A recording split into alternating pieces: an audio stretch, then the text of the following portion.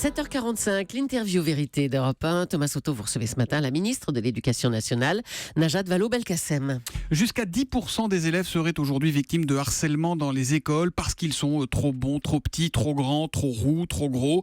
Ce jeudi 5 novembre est la première journée nationale non au harcèlement, avec notamment la diffusion d'un clip assez controversé à la télé. Bonjour Najat Vallaud-Belkacem. Bonjour. On va commencer avec ce clip que j'ai vu, qui montre donc un élève, un petit roux harcelé par ses camarades.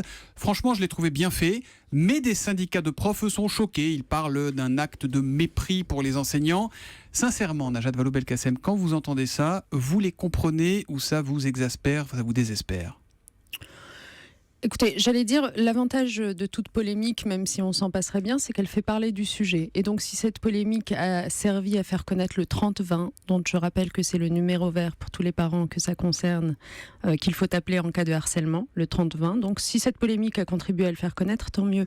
Maintenant, si je réponds à votre question, ce clip, il avait une vocation simple. C'est ce qui a été demandé à Mélissa Theriault, qui l'a réalisé gracieusement et que je remercie. Une vocation simple, s'adresser aux enfants, c'est-à-dire leur tendre un miroir de ce qu'ils vivent lorsqu'ils sont harcelés, qu'ils se reconnaissent dans ce clip. Or, que vivent-ils quand ils sont harcelés, ces enfants ? Eh bien, le sentiment de solitude, de ne pas être compris, d'injustice. Si on avait présenté dans ce clip un monde idéal dans lequel tous les adultes qui les entourent auraient entendu leur souffrance, ça n'aurait servi à rien. Mélissa Theriault, qui elle-même a été victime de harcèlement, comme quoi ça peut vraiment toucher tout le monde. Ils sont hors sujet, là, les profs, honnêtement ? Moi, je trouve que dans leur réaction, parce que j'aime toujours voir le côté positif des choses, il y a quelque chose de sain, c'est que en fait, le comportement de cette enseignante qui a le dos tourné, qui n'entend pas ce qui se passe derrière elle, même s'il faut comprendre que ce qui se passe derrière elle, on est dans une espèce de cauchemar d'un enfant qui amplifie les sons. C'est pas la vérité de ce qui se passe dans sa classe. En fait, voilà. On est dans sa tête quand on voit ce clip.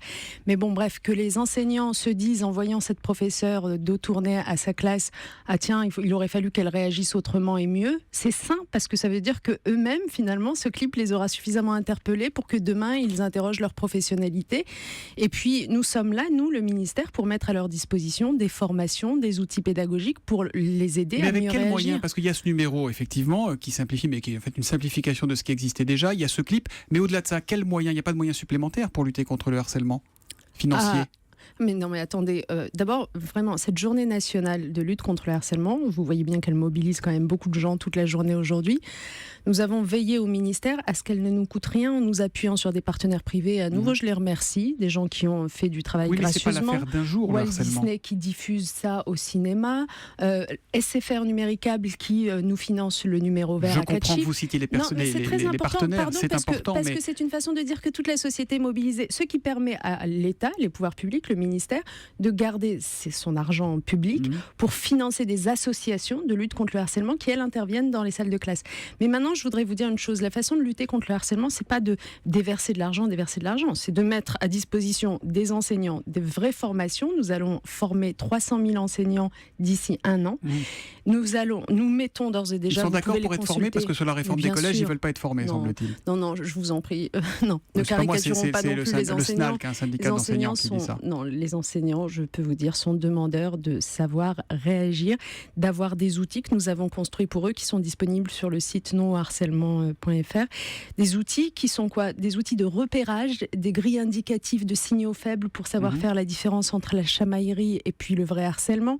Des protocoles d'action, c'est-à-dire comment je dois réagir quand je suis chef d'établissement, par exemple. Est-ce que c'est une bonne idée, une fois que j'ai été alertée par un élève, de convoquer le harceleur et le harcelé ensemble dans un bureau ? Eh ben non, on leur explique ça dans ces protocoles, on leur dit surtout ne faites pas ça. Najat Vallaud-Belkacem, voilà je vous comment il interromps. faut procéder. Parce qu'il y a une semaine, c'est une prof qui était assise à votre place, Angèle Martin, très impliquée, qui aime son métier, qui est aussi une maman dont le fils a été harcelé et qui reconnaissait qu'en tant que prof, non, on ne détectait pas forcément les cas de harcèlement. Voilà. En revanche, elle vous a adressé un message, on l'écoute. À l'heure actuelle, les chefs d'établissement sont notés, plus ils déclarent de violence, plus ils sont référencés au niveau du rectorat, et le rectorat est lui-même référencé au niveau du ministère. Ça veut dire quoi ? C'est un peu comme les chiffres de la délinquance pour la police, on déclare moins de violence, donc on est mieux noté. Absolument. Et donc ça tronque tout ? Mais bien sûr, ça tronque tout. Alors Madame Belkacem, je vous en prie, cessez de noter ces gens-là.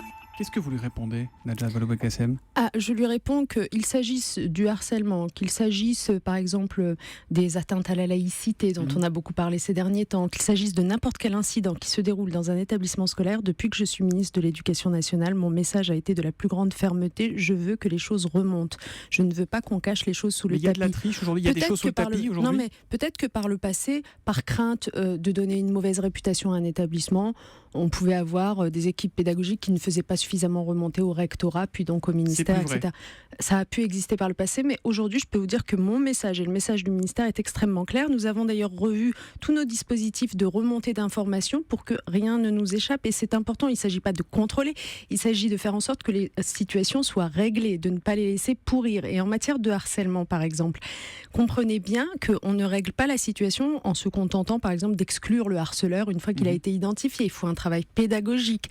Donc, il faut que chaque établissement, c'est ce qu'on leur demande, adopte ce qu'on appelle un plan de prévention du harcèlement, dans lequel il détaille quelles sont les suites qu'il apporte une fois que le harceleur a été identifié, c'est-à-dire un travail pédagogique en classe pour que chaque élève comprenne la gravité du phénomène, pour que les élèves témoins comprennent qu'il faut résister. Vous appelez en tout cas la transparence totale, il n'y aura pas que les proviseurs n'aient pas peur. Dernier point que je voudrais aborder avec vous, est-ce qu'il ne faudrait pas interdire une fois pour toutes les portables dans les écoles ? Sans téléphone portable, eh bien on se parle, on joue dans les cours, on échange, et il n'y a pas ces phénomènes nouveaux qu'on appelle le happy slapping. Vous savez, tous les élèves tombent sur un seul, la vidéo est mise sur les réseaux sociaux, et souvent les conséquences psychologiques pour les victimes sont pires que l'agression en tant que telle. Pourquoi ne pas interdire les portables dans les établissements scolaires ?